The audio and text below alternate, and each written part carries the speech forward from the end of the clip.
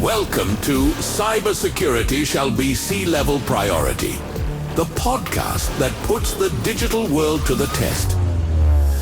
Cyber attacks are on the rise, and data is the most valuable asset in today's world. But how can we protect what matters most to us? Drawing on the latest insights, effective strategies, and practical tools, we'll show you how to create a more secure digital environment. Because one thing is clear: security isn't negotiable. It's a top priority.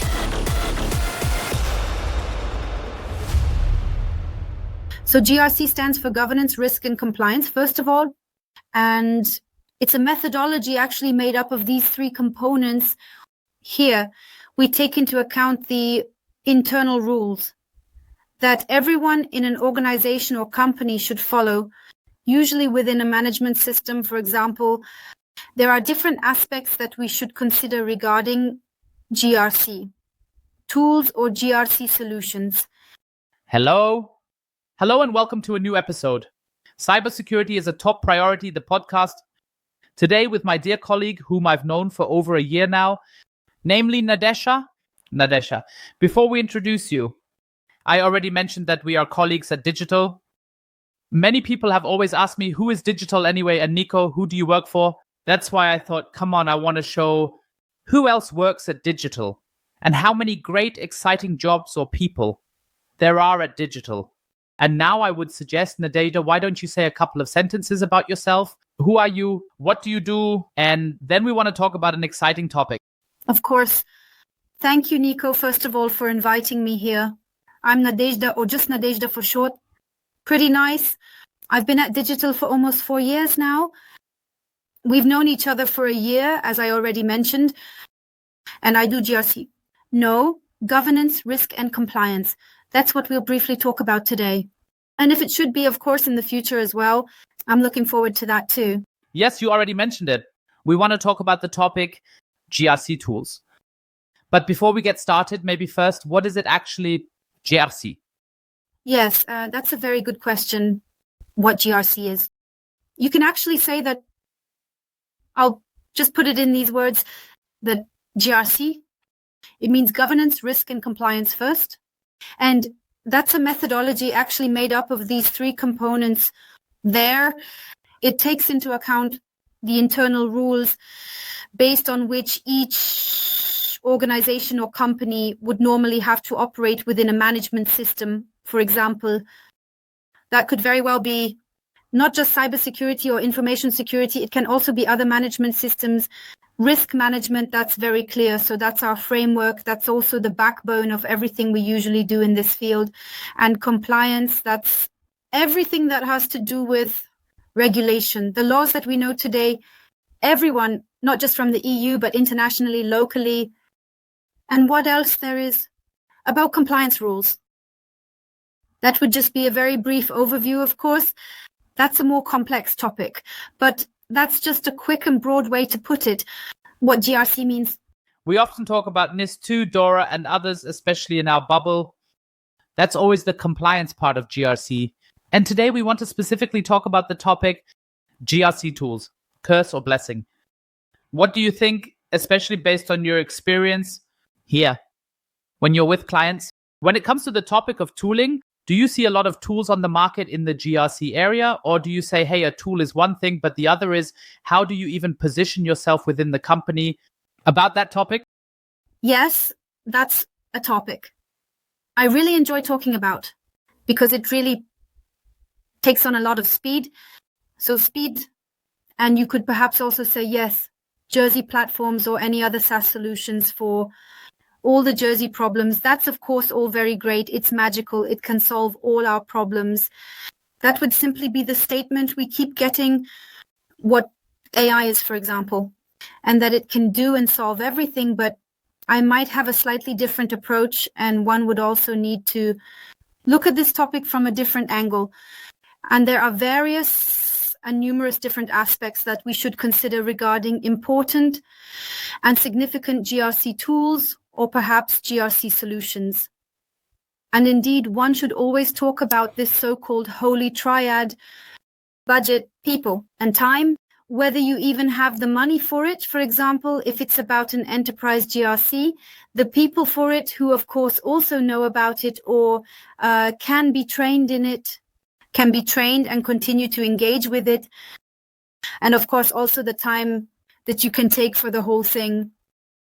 And I also took something from your last podcast with me, for example, from this CISO conversation, that one should balance between decisions and what can really be done in reality, what is actually feasible and what makes sense. And for this reason, one should also ask themselves the questions: for which company does your jersey make? Does the tool even make sense? Am I even ready for that? And what is my motivation behind it? What am I even supposed to use this for? What purpose is it supposed to serve? In that sense, it's something specific that only my jersey team would use instead of any Excel spreadsheets. And just to show the auditor that you're already more modern with it, to demonstrate to the auditor that you're already more modern with it, or is it applicable in a broader or more holistic way? And nonetheless, it really is practical, or rather an overkill for me and for my team or for everyone who would even use that. And Nico, there's also something here you have to keep in mind all the time. I mean, if you're dealing with GRC anyway, you think about this due diligence and due care.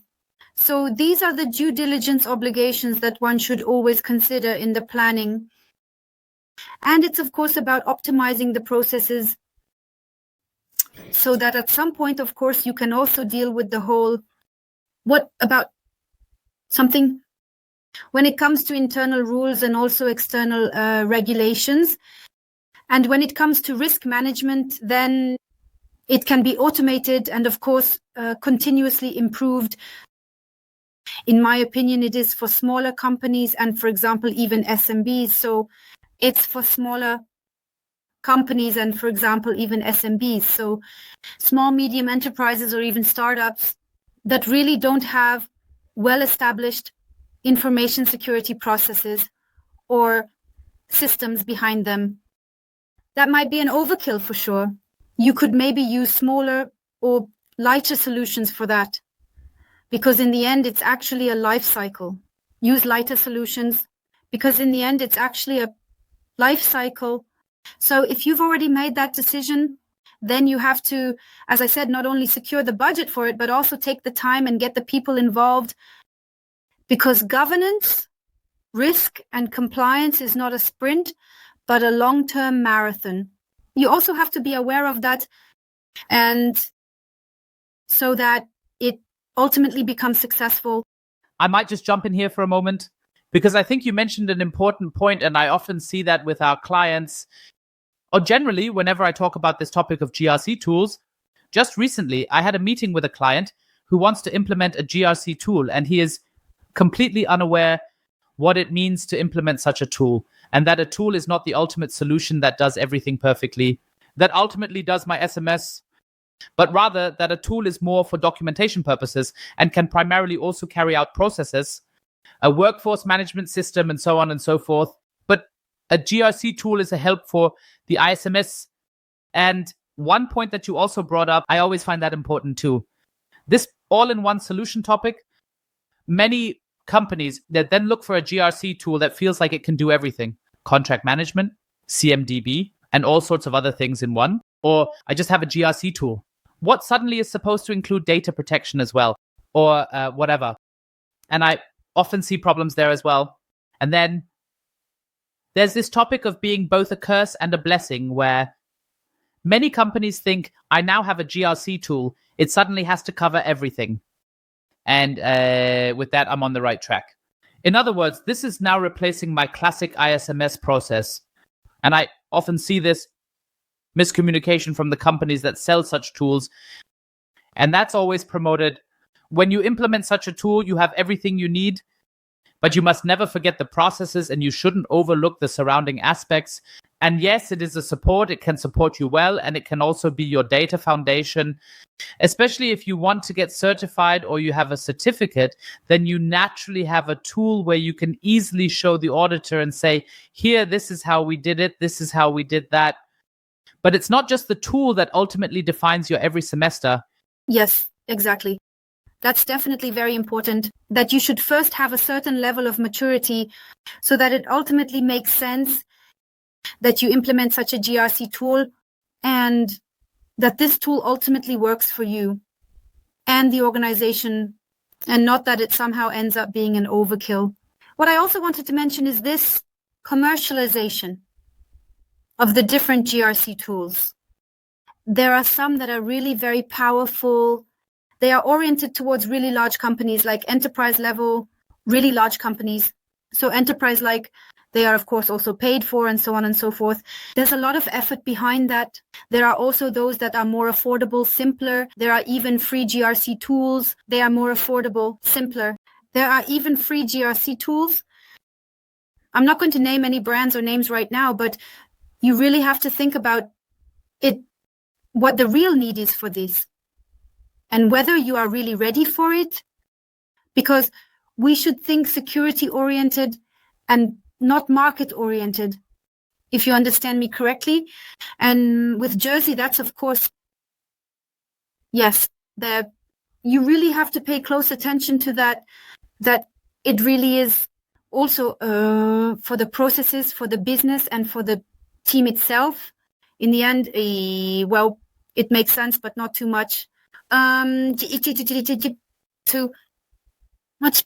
It also creates more work because you're introducing the Jersey tool to make your work and your life easier. So that's the point of it, to somehow automate processes and procedures, and not for you to be more and more in the background. You do that so that everything ultimately works. And that's why one should drive this automation of compliance with any regulations or rules, but really with sense and moderation. And I think you've also touched on an important point here. It's perfectly fine if, for example, you do your structural analysis with Excel. So depending on how big the company is, makes perfect sense. Does that make sense now? In a large, mid-sized company or corporation, everyone has to decide for themselves. But I keep seeing this statement again and again. Yes, you can't use Excel anymore. It's not good enough. Service providers, this and that. If that fits your process, or if it fits the context of the company, then you could theoretically use Excel. I would always encourage you to think about it if you can't present that better. Because in the end, an Excel sheet is also more effort, like, for example, a CAC tool. But you don't have to jump right in, making the leap from an Excel sheet to a GRC tool. There are still various levels in between. You can easily do that, for example, with a ticketing system or a workflow-based system. And there, I believe, it's also a bit of it takes a certain intuition to determine how can I better integrate myself into the company through, am I using someone in the Excel spreadsheet? Am I using some workflow management, or am I using someone in a GRC tool? That can make working with it easier for me, but it's just not like that. And that's what you also said. You have that a GRC tool, the all-in-one solution that ends up managing my entire ISMS, or it manages my entire data protection, my entire compliance management, but it's really just a tool support, as I said, that helps me process this data, edits. I have workflows that I can manage with it. So it is supported in that way, but IT is not. So it's not just about a GRC tool. Yes, exactly. When we have this terminology today, for the co-pilot, that would be, for example, I would be the pilot and my GRC tool would be my co-pilot in that situation. So it's just a support. That's a facilitator, so to speak, but it's not what one should think of as the greatest solution of all time. And it doesn't have to be the greatest solution of all time. And it doesn't have to be that what you briefly mentioned, because it would somehow look better if you were to use a fancy tool. If you were to use a fancy tool, that's also going a bit in the direction of reputation reporting. So that maybe in some audits, or even, for example, at customer meetings, it looks a bit better. So that you really have these fancy dashboards and screenshots, whatever you can use from the GRC, then also has, but you have to really, as I said, be prepared for that. And yes, having all that knowledge in the background before the GRC so that it really works. You're bringing up an important topic because we've already talked about it. What is the curse? What is the blessing of such a tool? What has been your experience regarding how I can implement such a tool? I've often encountered this in projects when we've implemented such tools. That often people don't think about it, about a migration. So how do I get the data from my existing system into the new system or you just started completely fresh because they said, we're going to throw the old one away anyway and don't need it anymore. What has been your experience? What tips would you give to someone who is about to implement such a tool, who wants to implement such a tool? Definitely, you have to be very clear what the scope is. For example, do you have something that is already established as a management system, whether it's on Excel spreadsheets or whatever, SharePoint, documentation? Or should you just start everything from scratch or from the very beginning? Then really, if we don't have a clear scope from the beginning, or rather try to refine that scope during the time we are implementing everything, to refine it, when we implement the whole thing, that takes up too much time and can also lead to mistakes.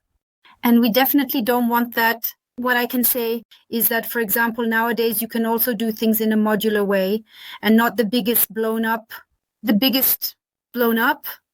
platforms. You can use functions, for example, from the enterprise platforms. You can, for example, approach some of these GRC tools in a modular way and say, okay, my scope nowadays is such that I would definitely need a risk management module. That would, for example, make what we are already doing easier. Approach this GRC tool and say, okay, now my scope these days is such that I would definitely need a risk management module. That would, for example, make what we are already doing easier, and that it would also optimize it and even automate it.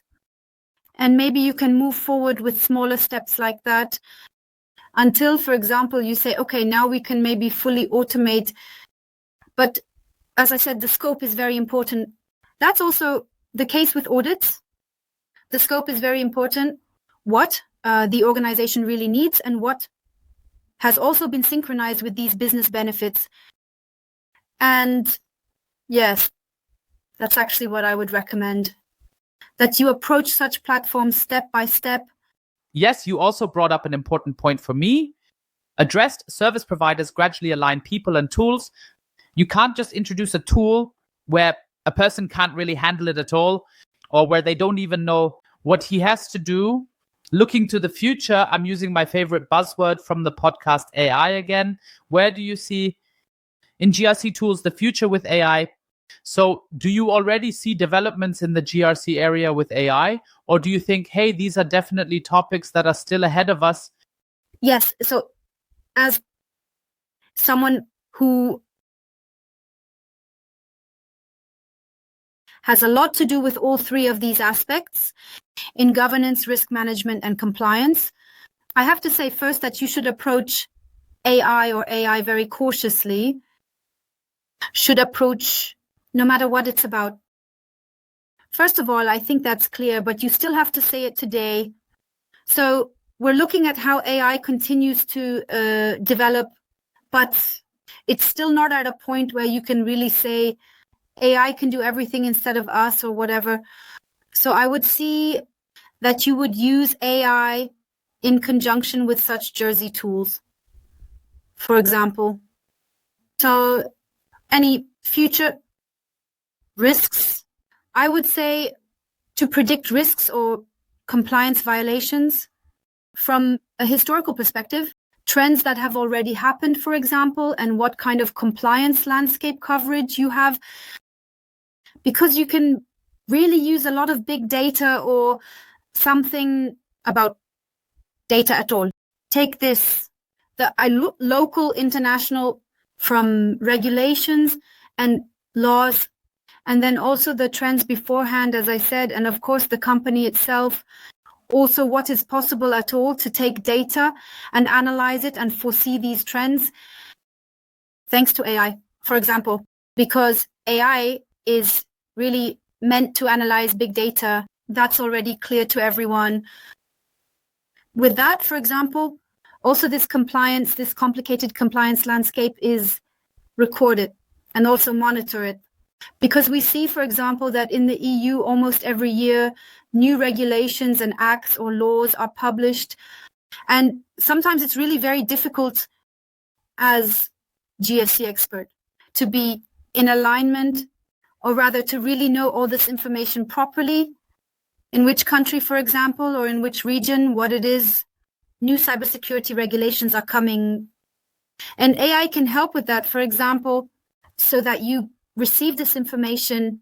And then I can also imagine that the end of the session, AI, a subsidy is for the different decisions that should be made.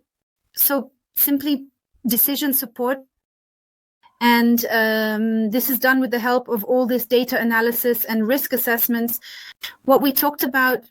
And last but not least, when we talk about audits and assessments or examinations, even today you can use it to, for example, to automate this due diligence for suppliers or service providers, so that you can simply send out such questionnaires based on the previous rating of the service providers or suppliers, whoever is able to get that at all.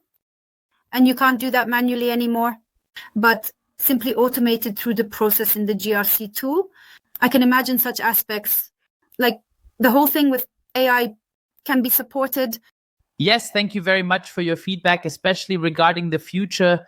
I think what I would say again about the future is, especially when it comes to AI, especially these decisions and where data is being analyzed, I also see the future in that, and I can definitely imagine that AI is indeed able to do it, to bring this tool even more into workflow-based topics, notifications. Something needs to be done, and so on. I definitely see topics there. But what you also see, especially a GRC tool, is a help for someone, but I want to repeat, it's not the only one. And I think we can wrap up today's podcast, curse and blessing of GRC tools. I would actually say it's a blessing for many companies that can simply take a red thread with them or create an improvement with it. Even if you want to get away from your lizard for a bit, but it doesn't mean that such a tool is mandatory, that everyone needs something like this. But maybe write it in the comments after all. Which C tool are you using? Feel free to give some feedback on that. Provider. Exactly. This time also gladly with names, so we can see what tools you have in use. And I would say that's it for this episode. Cybersecurity is a top priority. Thank you very much for being with us today. And I would say we'll see each other next time. Thank you very much from me as well. Thank you.